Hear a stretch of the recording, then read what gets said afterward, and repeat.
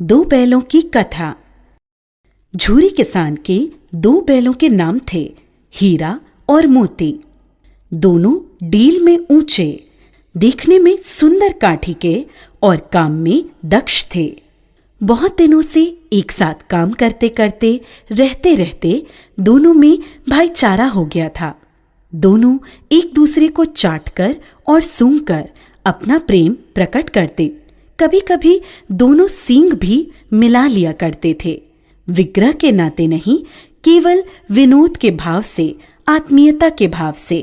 एक बार झूरी ने अपने दोनों बैलों की जोड़ी को पत्नी के आग्रह पर ससुराल कार्यवश भेज दिया, लेकिन बैलों को इस बात का जरा सा भी एहसास नहीं था कि उन्हें क्यों भेजा जा रहा है। उन्होंने समझा कि उन्हें मालिक ने बेच दिया है, इसलिए रास्ते में जाते समय उन्होंने झूरी के साले गया को पूरे रास्ते खूब झकाया। संध्या होने तक दोनों बैल अपने नए स्थान पर पहुंच गए। दिन भर चलने के कारण भूखे भी थे, इसलिए जब उन्हें नांद में लगाया गया तो बड़ी तेजी से खाने को उत्सुक हुए, लेकिन एक ने भी उसमें मुंह नहीं डाला। दिल भारी हो रहा था, क्योंकि आज तक जिसे उन्होंने घर समझा वह आज उनसे छूट गया था। यहाँ उनके लिए सब कुछ नया था। दोनों ने बिना कुछ खाए पिए ही एक दूसरे को कनखियों से देखा और अपनी मूक भाषा में सलाह की। जब रात में गांव में सब लोग सो गए तो दोनों ने जोर मारकर पगहे तोड़ डाले और घर की तरफ सटपट चल पड़े। प्रातःकाल जब झूरी सोकर उठा तो अपने दोनों बैलों हीरा और मोती को दरवाजे पर देखकर स्नेह से गदगद हो उठा। दोनों बैलों की गर्दन में आधा आधा गराव लटक रहा था। घुटने तक पांव कीचड़ से भरे थे। साथ ही दोनों की आंखों में विद्रोहमय स्नेह झलक रहा था। झूरी ने दोनों बैलों को इस अवस्था में देखकर खुशी से दौड़कर उन्हें गले लगा लिया और उन्हें बार बार चूमने लगा।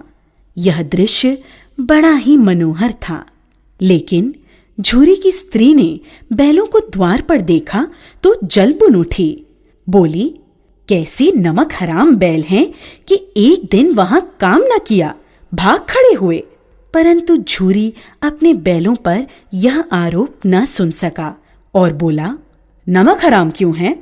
चारा दाना न दिया होगा तभी तो भाग आए।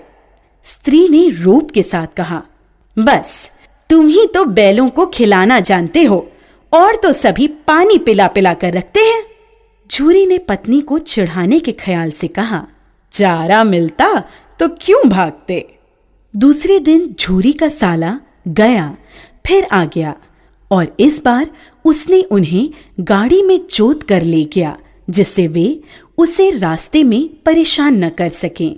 जबकि 2-4 बार मोती ने गाड़ी को सड़क की खाई में गिराना चाहा, पर हीरा ने संभाल लिया, क्योंकि गाड़ी गिरने पर चोट तो उन्हें ही लगती। हीरा ज्यादा समझदार था।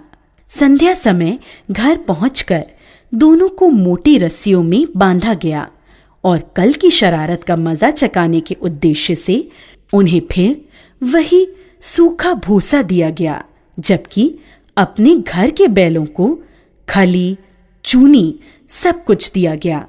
दोनों बैलों का ऐसा अपमान कभी नहीं हुआ था, न ही ऐसा कभी खाने को दिया गया था। दोनों ने नांद की तरफ आंख तक न उठाई।